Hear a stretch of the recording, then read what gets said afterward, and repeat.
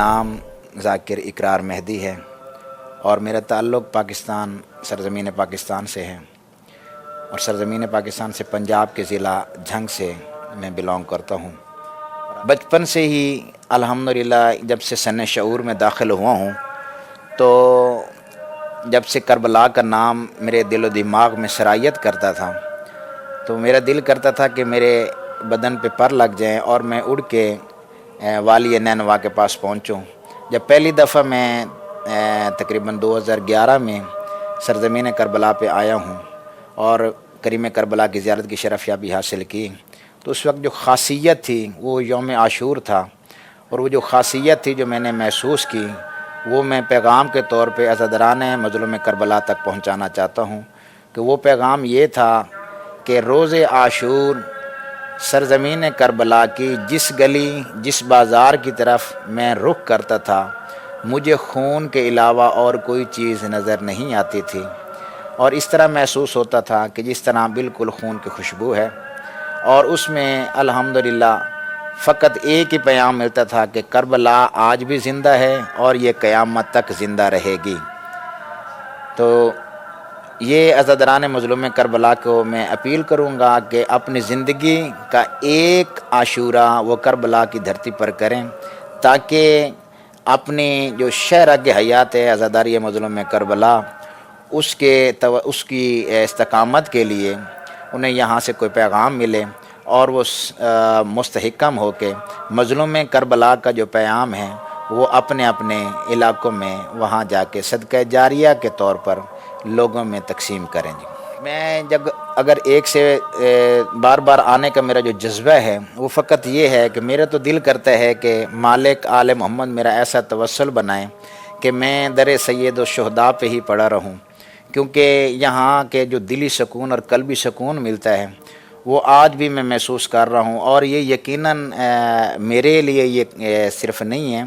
یہ تو کریم کربلا کی ایک قربانی کا حصہ ہے کہ روز عاشور سے لے کر آج تک، اور بلکہ مدینہ سے جب کریم کربلا روانہ ہوئے اور کربلا پہنچے تو لا تعداد اصحاب الحسین مولا کریم کربلا کے ساتھ تھے،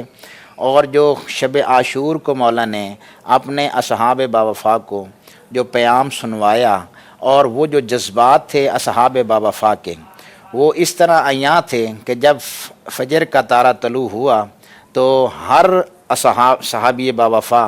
سبقت حاصل کرنے کی کوشش کر رہا تھا کہ میں پہلے جاؤں اور نصرت حسین میں قربان ہوں۔ اسی حوالے سے میں جب یہاں پہنچا ہوں تو وہ جذبات میرے اندر بھی پائے گئے، تو یہ چیز مجھے انتہائی متاثر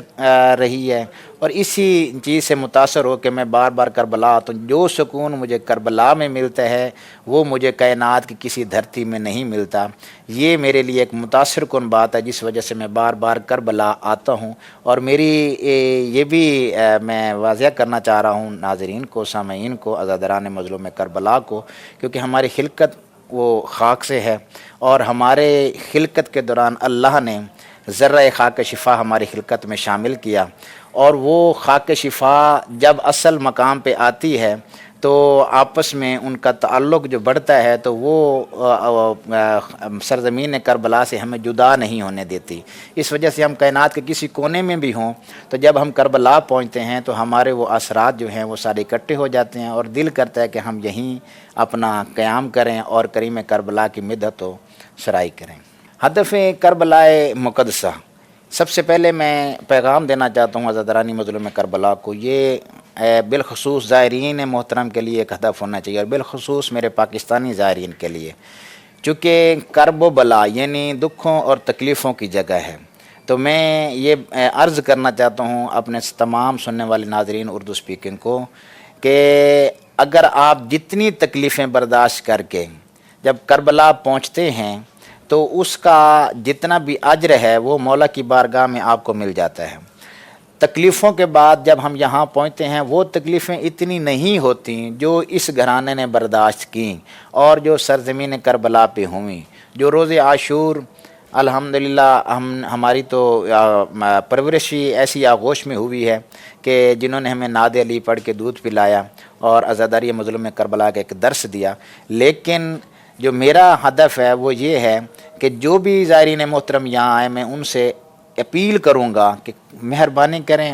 اپنے آپ پہ رحم کریں، یہاں اپنے آپ کو بازاروں کا حصہ نہ بنائیں، یہاں اپنے آپ کو روڈوں کا حصہ نہ بنائیں، یہاں اپنے آپ کو ہوٹلوں کا حصہ نہ بنائیں، یہاں اپنے آپ کو کھانوں کا حصہ نہ بنائیں۔ اور جس بھی سالار کے ساتھ وہ یہاں تک پہنچ جاتے ہیں وہ سالار کے ممنون ہوں گے، کیونکہ اس سالار کے توسل سے وہ سرزمین نینوا پہ پہنچے، اور اس جگہ پہ پہنچے ہیں جہاں انسان مس ہو جائے تو بدن سے گناہ اس طرح خارج ہوتے ہیں جس طرح اس نے اپنی ماں کے شکم سے اب جنم لیا ہے۔ یہ میرا ہدف ہے، اس ہدف کو میں حاصل کرنے کے لیے بار بار آنا چاہتا ہوں۔ یہ تڑپ تو میں آپ کو اپنے جذبات کیسے بتاؤں کہ جب بھی کوئی قافلہ یعنی اپنے آپ کا اعلان کرتا ہے کہ ہم کربلا کی زیارات کے لیے جا رہے ہیں، تو اگر اس وقت میرا پاسپورٹ یا ویزا نہ ہو اور میری تیاری نہ ہو تو صدا میرے کانوں میں جب گونجتی ہے تو اس وقت میرا دل یہ کرتا ہے کہ جو گاڑی کربلا جا رہی ہو میں اس کے ٹائروں کا بوسہ لوں، کیونکہ وہ ٹائر بھی مجھ سے افضل ہیں کہ یہ ٹائر تو کم از کم سرزمین نینوا پہ پہنچیں گے۔ اور میں ہر زوار کا چہرہ بغور دیکھتا ہوں تاکہ جتنے بھی چہرے ہیں وہ ذریعہ حسین سے آ کے مس ہونے ہیں، تو وہ چیز جو متاثر کن مجھے ہوتی ہے کہ میں چاہتا ہوں کہ میں بھی کسی طرح مجھے سرخاب کے پر لگیں اور میں کسی بھی طریقے سے ان زائرین کے ساتھ منسلک ہو کے اپنے مولا کی بارگاہ میں جلد از جلد پہنچوں۔ خصوصی سفر، کافی سفر ایسے گزرے ہیں، لیکن جو میرا خصوصی سفر تھا وہ تھا اربعین کا سفر۔ یہ اسی 2019 میں جو سال گزر چکا ہے، اسی 2019 کے آخر میں اربعین آیا ہے، تو اربعین کے جو سفر تھا وہ میرے لیے ایک خصوصی سفر تھا۔ اس میں نے آ کے یہاں پہ محسوس کیا ہے کہ آج ہمارا چاہنے والوں کا رش، ازدحام، بھیڑ اتنی ہے کہ ہم ایک ایک قدم سینہ بسینہ ہو کے چلتے تھے، اور اس میں ہمیں کافی ساری تکلیفات کا سامنا کرنا پڑتا تھا۔ اس وقت ایک سوچ جاتی تھی کہ اگر ہمیں یہاں اتنی تکلیف محسوس ہو رہی ہے تو یہ تو سارے اپنے ہیں، ان میں کوئی پرایا نہیں ہے، ان میں سارے عزادار ہیں، مولا کے چاہنے والے ہیں، ہر کی خواہش ہے میں مولا کے در پہ پہنچوں۔ لیکن جو سنت یہ ادا کر رہے ہیں، جن کی سنت یہ ادا کر رہے ہیں اور جن کے نقش قدم پہ یہ آ کے اپنا چلنے کی کوشش کر رہے ہیں، جب وہ اس کربلا کی دھرتی پہ پہنچے تھے تو اس وقت ان کے چاہنے والے نہیں تھے،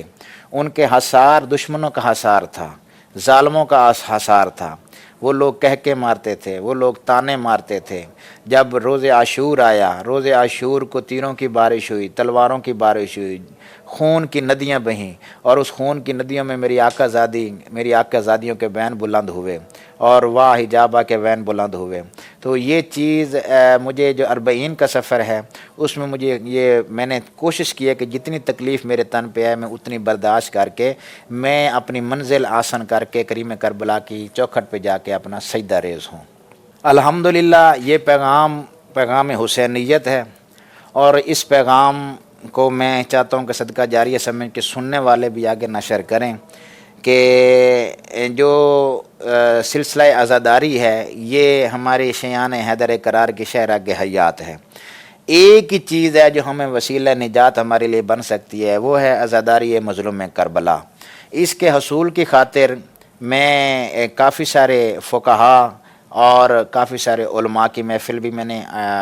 یعنی اٹینڈ کی، اور فقراء کی محفل میں بھی میں بیٹھا ہوں۔ تو سب سے بڑا جو مالک نے مجھ پہ کرم کیا ہے، اور سب سے زیادہ کریم اہل بیت معصومہ کم سلام اللہ علیہا، انہوں نے جو مجھ پہ خاص کرم کیا ہے، تو میں نے آ کے فقط ایک حاجت میرے دل کی تھی کہ میں بھی اس خاندان کا ادنا سا چھوٹا سا ذاکر ہوں اور ذکر کروں، اور اس میں مجھے کریم اہل بیت نے قبول فرمایا، اور الحمدللہ میں اس ذات کا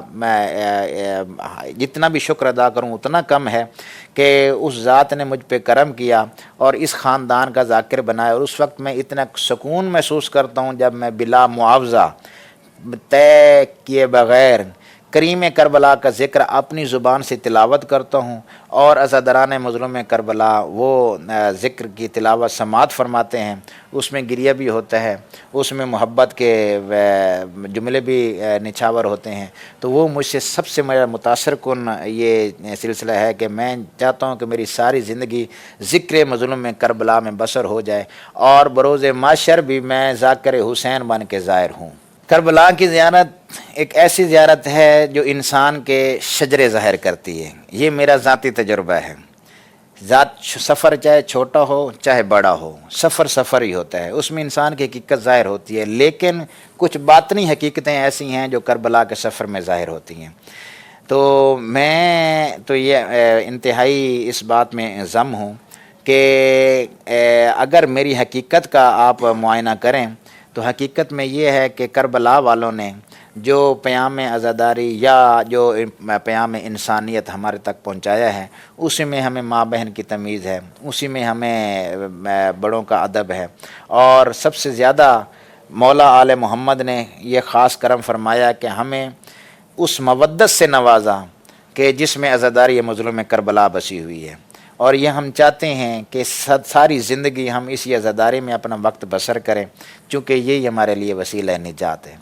ظاہر امام حسین علیہ السلام کی خصوصیات میری نظر میں ایسی ہونی چاہیے کہ جو آداب زیارت ہیں ان کو ملحوظ خاطر رکھتے ہوئے ظاہر کا حق بنتا ہے کہ میں ذاتی ایک ادنا سے انسان ہوں، اگر میرا کوئی عزیز، کوئی رشتہ دار یعنی باپ، بیٹا یا بھائی کو فوت ہو جاتا ہے تو جب میں اس کی قبر پہ جاتا ہوں تو کبھی بناؤ سنگار بنا کے نہیں جاتا، کبھی خوشبوئیں لگا کے نہیں جاتا، تازی شیو کرا کے نہیں جاتا۔ جب بھی میں اس کی قبر پہ جاتا ہوں تو مجھے وہ وقت یاد آ جاتا ہے کہ اس کی موت ایسے واقعہ ہوئی، یہ اس طرح فوت ہوا ہوگا، اس کو ایسی تکلیف ہوئی ہوگی۔ وہاں اس کے میں وہ جتنے بھی افسردگی میں جملے ہوتے ہیں میری زبان پہ بھی جاری ہوتا ہے، میرا دل بھی افسردہ ہوتا ہے۔ تو یہ تو محسن انسانیت ہیں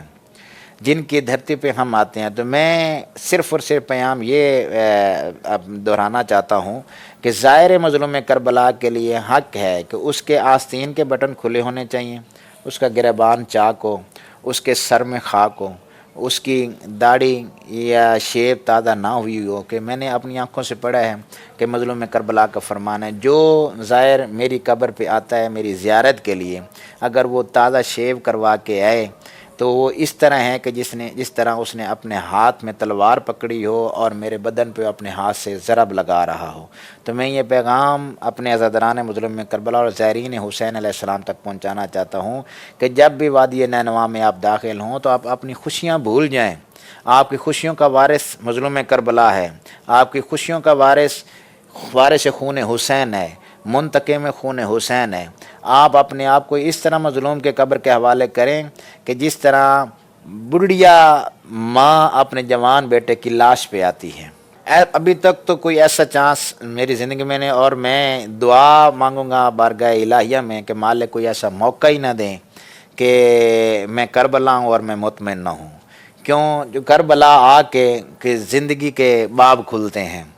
زندگی کی حقیقت کھلتی ہے، آگے جینے کا مزہ آتا ہے، تاکہ کربلا میں وہ پیغام ملتا ہے جو انسان کو تقویت دیتا ہے۔ تو یہ تو ہو ہی نہیں سکتا، ابھی تک تو الحمدللہ یہ بات میرے تن پہ نہیں برتی،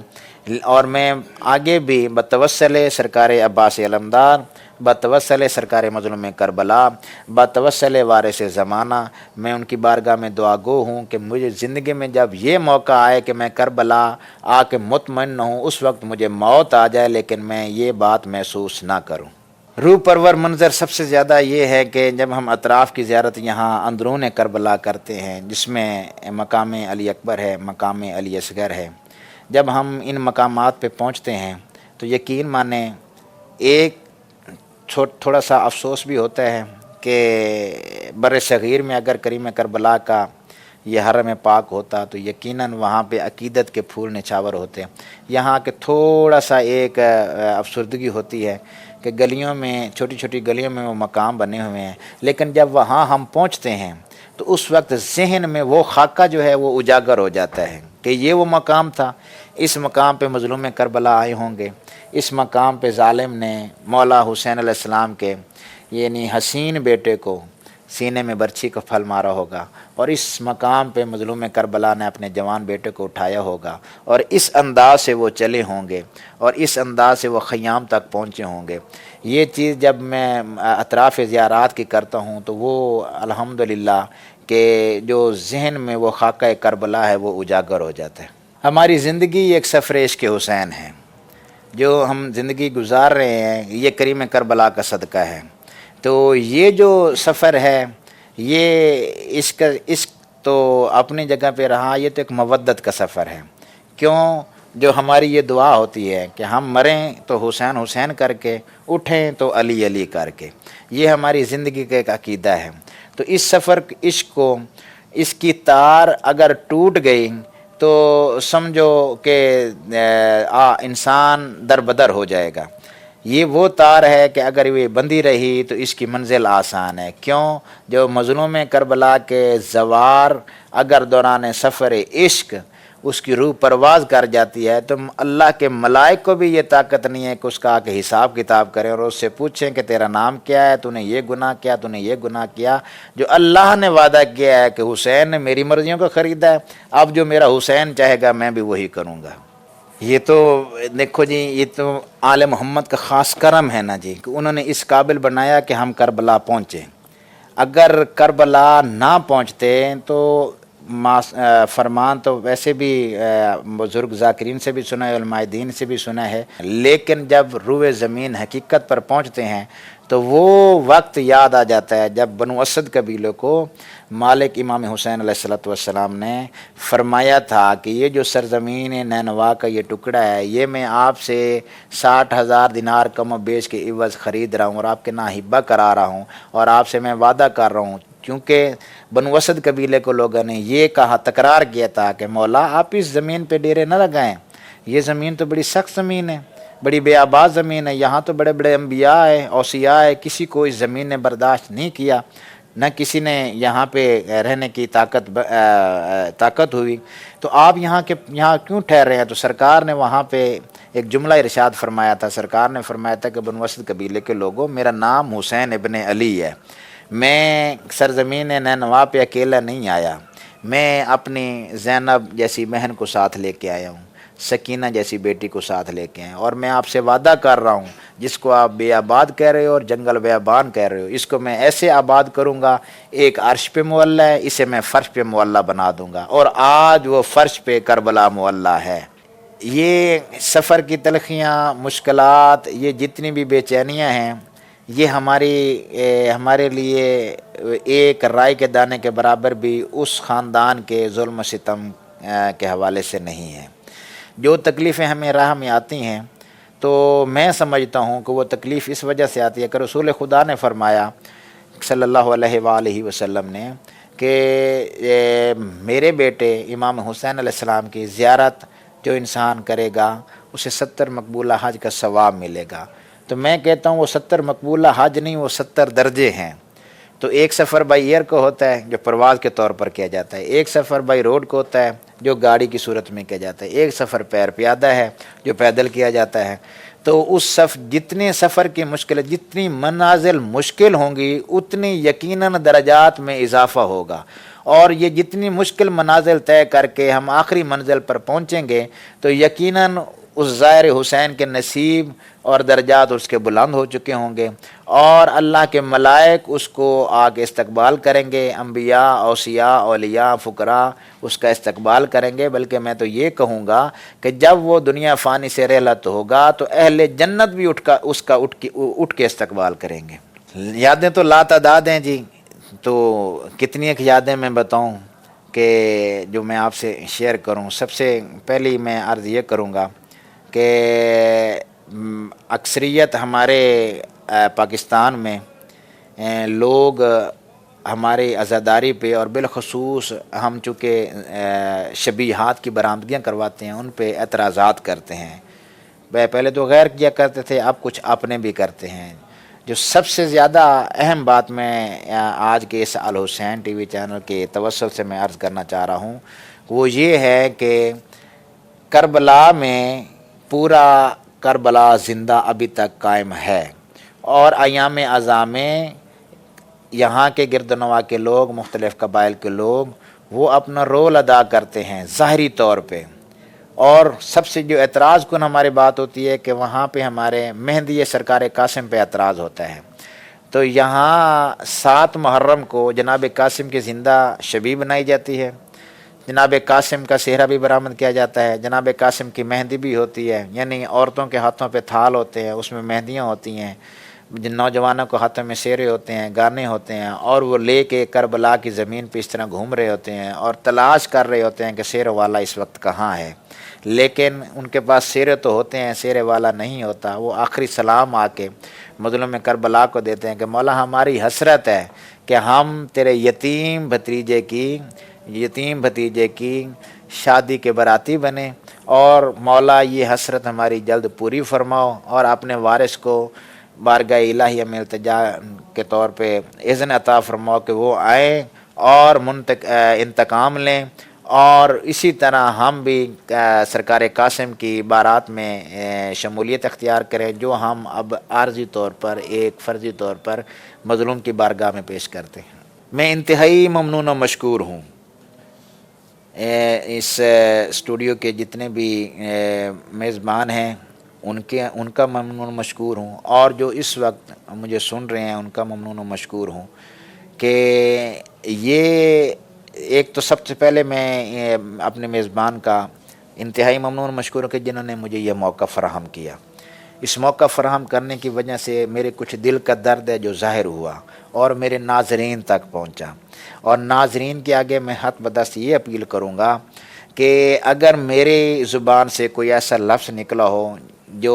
اس کے لیے دل آزاری کا باعث بنا ہو تو اس کے میں معافی کا طلبگار ہوں بتوسل کریم کربلا۔ تو اگر کوئی اچھا لفظ نکلا ہے جو ہمارے زندگی کو یعنی زندگی کی گمراہی کو ختم کر سکتا ہے تو نظر اللہ نیاز حسین میری نام و نمود کے لیے نہیں، اپنی بہتری کے لیے اس لفظ کو اپنے ذہن میں برپا کریں، اور محسن انسانیت کریم کربلا والی نینوا سرکار امام حسین علیہ السلام کی عزاداری مظلوم کربلا میں بڑھ چڑھ کر حصہ لیں، اور اسی طریقے سے آپ میرے حق میں دعا گو ہوں، میں آپ کے حق میں دعا گو ہوں کہ مالک ہمیں اس راہ پہ ہمیشہ ثابت قدم رکھے۔